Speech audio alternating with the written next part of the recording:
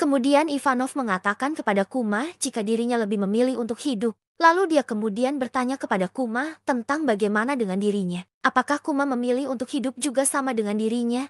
Atau lebih memilih untuk menyerah dan mati? Kemudian diperlihatkan bajak laut rak datang ke God Valley. Dilihatkan Kaido, Shiki, Charlotte, Lin Lin, dan lainnya di sana. Sementara itu, Monkey D. Garp juga dikirim ke sana untuk menemui mereka. Diperlihatkan juga salah satu kru bajak laut rak lainnya yakni Gloriosa yang berasal dari Amesan Lily. Dalam turnamen budak tersebut terdapat sebuah peti yang akan diberikan kepada pemenang yang ternyata berisikan buah iblis. Di antara buah iblis yang menjadi hadiah tersebut adalah buah iblis milik Kaido dan juga milik Kuma. Di sisi lain dalam kesempatan kali ini, Kuma dan Ivankov memiliki rencana lain yakni mencuri buah iblis tersebut dan segera menggunakannya untuk melarikan diri. Setelah Ivankov berhasil mencuri peti yang berisi buah iblis, tiba-tiba dirinya diserang oleh Big Mom padahal di dalam peti tersebut berisi buah iblis Wowonomi. Sedangkan buah iblis lainnya yakni Niku Niku Nomi berhasil diambil lebih dulu oleh Kuma dan dia pun memakannya. Di sisi lain diperlihatkan kelompok bajak laut Raja datang ke God Valley.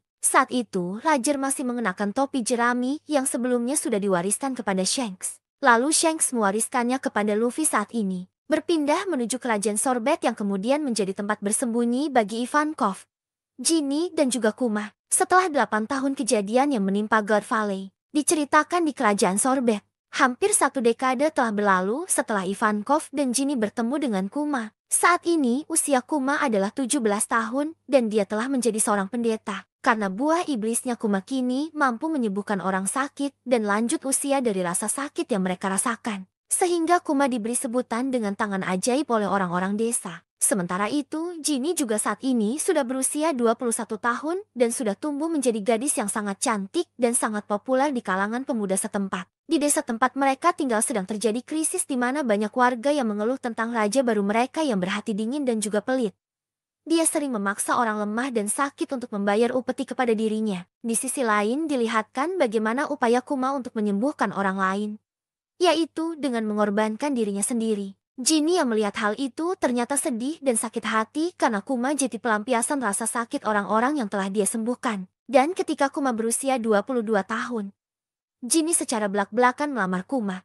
Namun Kuma menolak lamaran tersebut. Kuma tak ingin kejadian yang sama di masa lalunya membuat Ginny sengsara karena menikah dengan ras yang benci pemerintah dunia. Kuma kemudian mengubah topik pembicaraannya, yaitu bercerita tentang Dragon dan pasukan kebebasannya. Dalam percakapan tersebut Kuma menyampaikan bagaimana Dragon yang sangat dia kagumi adalah seorang yang berani yang memiliki rasa keadilan. Oleh karena itu, Kuma ingin menjadi seperti Dragon dan berlayar di lautan luas untuk menyelamatkan banyak orang. Di sisi lain, Kuma menemukan tentara raja menculik rakyatnya yang mengklaim jika mereka bisa menggunakan rakyat tersebut dengan sesuka hati karena undang-undang yang berlaku di sana. Undang-undang tersebut adalah membagi kerajaan menjadi 2 bagian, yaitu membuang tanah selatan yang terabaikan di mana para orang tua dan juga miskin tinggal di sana. Sedangkan wilayah utara sangat makmur. Selanjutnya Kuma dan Ginny akhirnya dipenjara karena protes dengan kebijakan tersebut. Namun tanpa diduga tentara kebebasan revolusioner membebaskan mereka. Pasukan tersebut dipimpin oleh Dragon dan Ivankov yang kemudian meminta mereka untuk bergabung dan mengubah dunia. Akhirnya Kuma dan Ginny setuju untuk bergabung dengan mereka. Namun Dragon menyadari jika mereka kekurangan sumber daya dan dana yang diperlukan yang kemudian membuat Kuma pada akhirnya kembali merawat gerejanya yang terletak di tanah selatan. Setelah bertahun-tahun Ginny berhasil naik pangkat menjadi anggota angkatan darat di pasukan revolusioner. Dia sangat bersemangat untuk bergabung dengan pasukan Kuma keesokan harinya dalam misi yang sangat penting. Namun sayang markas tentara revolusioner mendapatkan informasi jika Ginny telah diculik. Hal ini kemudian membuat Dragon dan seluruh pasukan revolusioner khawatir dan bertanya-tanya mengenai siapa musuh mereka kali ini. Mereka akhirnya harus terus melakukan rencana tanpa adanya salah satu pemimpin kunci mereka yaitu Ginny. Ginny diculik dan akan dijadikan istri oleh Tenryubito. Seluruh pasukan tentara revolusioner yang bersama dengan Ginny juga sudah dimusnahkan dalam serangan mendadak pemerintah dunia. Pasukan revolusi dan juga Kuma kemudian menjadi semakin ganas dalam pertempuran setelah mengetahui kabar tersebut.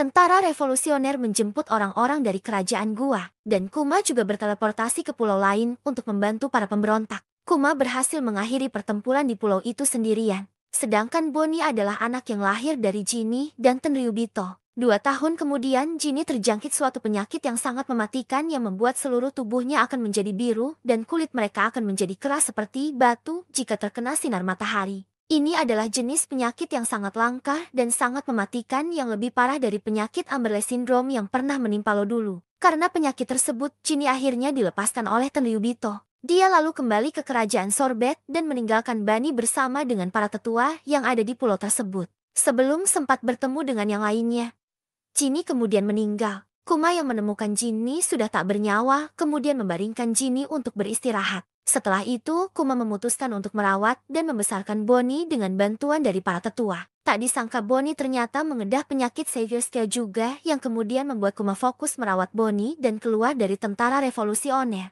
Kuma tinggal bersama dengan Bonnie dalam sebuah gereja. Di sana, Kuma banyak memberikan Bonnie buku-buku tentang berbagai pulau agar Bonnie bisa membacanya. Dia sangat menghindari cahaya alami untuk kesehatan Bonnie agar tidak terjadi hal yang sama seperti Ginny. Namun Kuma harus mengetahui hal yang sangat menyakitkan ketika seorang dokter mengatakan kepadanya jika Bonnie akan mati saat menginjak usia 10 tahun. Bonnie mendengar percakapan tersebut namun dia salah paham dengan percakapan tersebut. Dia malah mengira jika dirinya akan sembuh ketika berusia 10 tahun. Sementara Kuma yang melihat kebahagiaan Bonnie tersebut tidak mampu untuk menyampaikan yang sesungguhnya kepada Bani. Sementara itu, mantan Raja Sorbet kembali ke kerajaan Sorbet lalu menghabisi warga yang ada di sana. Dan warga di sana kemudian berbondong-bondong untuk meminta bantuan Kuma. Raja Bekori mendengar berita mengenai apa yang dilakukan oleh kerajaan gua di sana yakni membakar Great Terminal. Sehingga dia kemudian melakukan hal yang sama di kerajaan Sorbet dengan membakar desa-desa dan juga menembak orang-orang yang melakukan protes. Kuma yang mengetahui hal itu kemudian marah dan menghancurkan istana dan mengalahkan Raja Bekori sendirian. Kuma kemudian menjadi raja baru di kerajaan Sorbet atas permintaan rakyat di sana. Namun dirinya ternyata masih tinggal di gereja dan yang menjalankan kerajaan Sorbet adalah Raja Bodog. Suatu hari, Bonnie diketahui memakan buah Toshi-Toshinomi namun tidak secara sengaja. Raja Bulldog kemudian membawa berita buruk kepada Kuma jika mantan Raja Bekori melarikan diri lagi dan saat ini pemerintah dunia malah berada di pihaknya. Pemerintah dunia membantu Bekori agar bisa kembali merebut kerajaan Sorbet. Kuma saat itu berniat untuk menghancurkan Bekori selamanya meskipun setelah itu dirinya tidak bisa lagi berada di kerajaan Sorbet. Setelah berhasil menenggelamkan semua kapal yang membantu Bekori, Kuma kemudian melarikan diri ke laut dan memutuskan untuk menjadi bajak laut. Sehingga membuat dirinya kemudian menjadi buronan dengan harga bounty yang sangat tinggi. Di sisi lain, Bonnie tinggal bersama dengan Connie di kastil kerajaan Sorbet. Dirinya terus mencari obat untuk menyembuhkan penyakit Bonnie.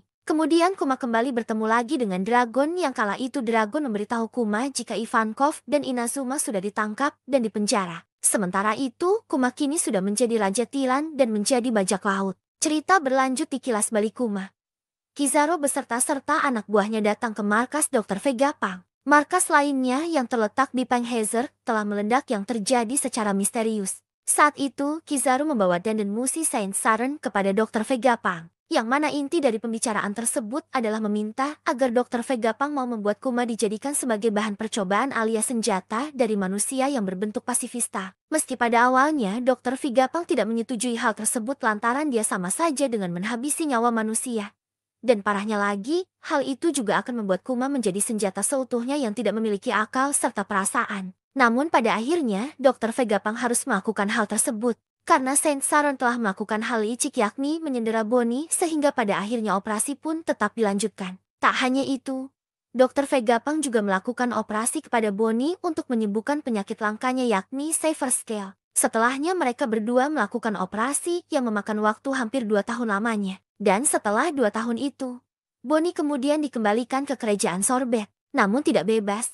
Karena dirinya selalu diawasi oleh utusan pemerintah dunia tanpa sepengetahuannya. Dan Kuma juga kembali ke sana namun dirinya hanya sebentar. Karena dia hanya mengantar Bonnie untuk dititipkan kepada orang-orang kepercayaannya. Kuma berjanji kepada Bonnie akan kembali menemuinya setidaknya setahun kemudian. Namun di sini Kuma sangat sadar jika hal itu tidak akan mungkin bisa terjadi. Karena setelah ini dirinya pasti akan melupakan segalanya dan menjadi senjata bagi pemerintah dunia. Bonnie yang masih kecil tidak tahu mengenai hal itu. Dirinya hanya mempercayai janji ayahnya tersebut. Setelah itu Kuma pun kembali. Di sini, dia pada akhirnya bergabung menjadi anggota si Chibukai yang sempat membuat si Chibukai lainnya terkejut dengan kedatangan Kuma kali ini. Kuma kemudian menuliskan surat kepada Bonnie dan mengatakan keadaan Kuma yang saat ini masih berlayar dan dalam keadaan baik-baik saja. Setelah itu, Kuma mengirimkan surat tersebut dengan sangat hati-hati. Kemudian Kuma tinggal di desa Lufia itu berada di desa Fuchsia. Cerita berlanjut dengan memperlihatkan kampung halaman Luffy pada 3 tahun yang lalu di Gunung Kolubo kerajaan Goa East Blue.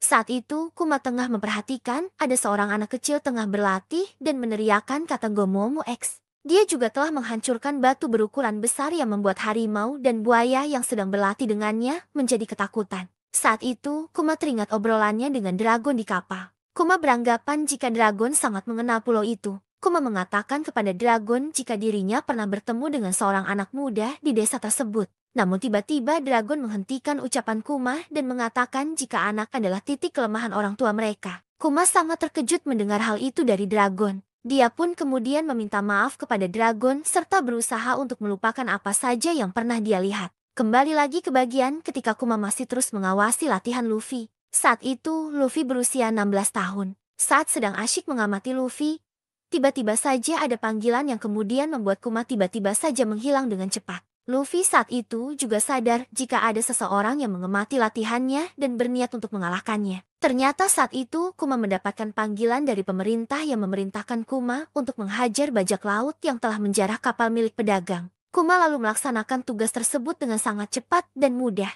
Setelah itu, dirinya menuliskan surat untuk Bonnie dan mengatakan jika dunia luar sangatlah indah dan juga dia sangat ingin melihat wajah Bonnie. Dan Bonnie juga merindukan ayahnya setiap hari. Sehingga dia selalu menunggu kiriman surat dari Kuma di kerajaan Sorbet. Ternyata setiap surat yang dikirim oleh Kuma dibaca oleh Alpha yang merawat Bunny. Alpha selalu membaca surat-surat tersebut dan merasa sangat sedih sehingga dia kemudian menyobek surat-surat itu. Lalu Alpha masuk ke dalam kamar Bonnie dan menyuruhnya untuk meminum obat. Meskipun sangat pahit, Bonnie tetap harus meminumnya karena obat tersebut sangat manjur. Padahal yang diminum Bonnie itu bukanlah obat, namun placebo atau obat kosong rasa jeruk. Cerita kemudian berpindah ke laboratorium dari Egghead. Saat itu, kepala Vegapunk sudah tidak besar lagi karena dia telah memotongnya dan menanamkan apel separuh di atasnya. Saat itu, Vegapunk juga telah selesai membuat kloningan Stussy yang nantinya akan menjadi anggota CP0. Dia kemudian melakukan proses selanjutnya kepada Kuma,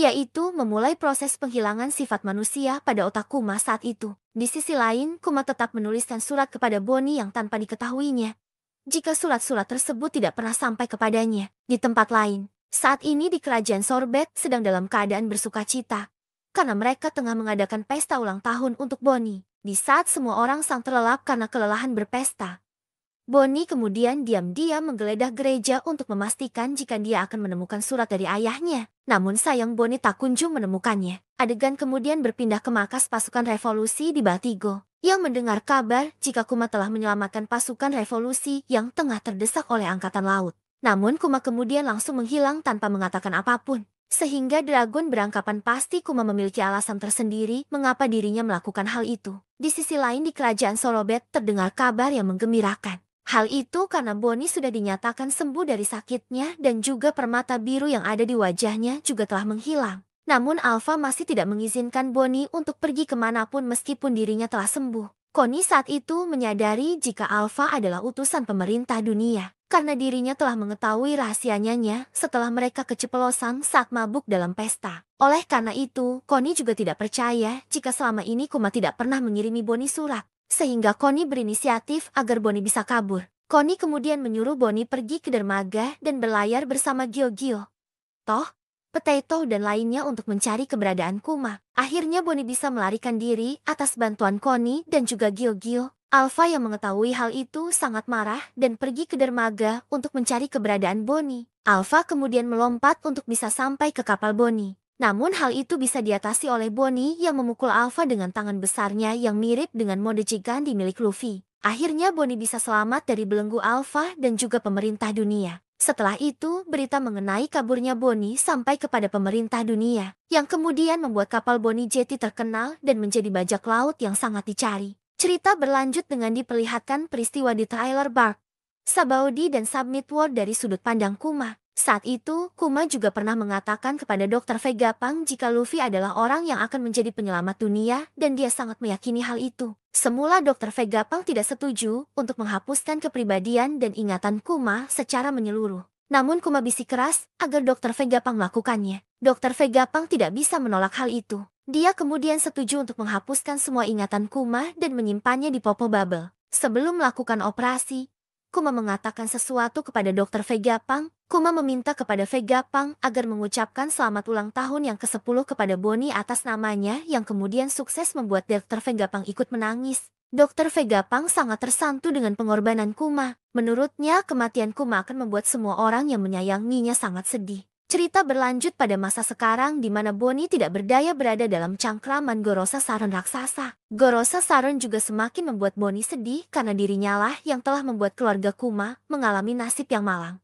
sehingga membuat Bonnie semakin membenci Saron. Fakta lain juga terungkap jika ternyata Gorosa Saron pernah melakukan uji coba atau suatu eksperimen terhadap Juribani di masa lalu. Sehingga terungkap jika semua kekuatan yang dimiliki oleh Bonnie saat ini adalah hasil dari eksperimennya. Bonnie semakin membenci Saron dan terus berusaha melawannya dengan semua kekuatannya. Namun sayang Bonnie sudah tidak sanggup lagi menghadapi Saron saat ini. Di tengah-tengah kebimbangan Bonnie, tiba-tiba semua menjadi kacau setelah sosok Kuma datang di tengah-tengah pertempuran itu. Saron yang melihat hal itu juga sangat terkejut. Kuma tidak bisa dihentikan oleh siapapun di sana. Kemudian Bonnie menyadari jika ayahnya telah datang dan terus memanggil ayahnya tersebut.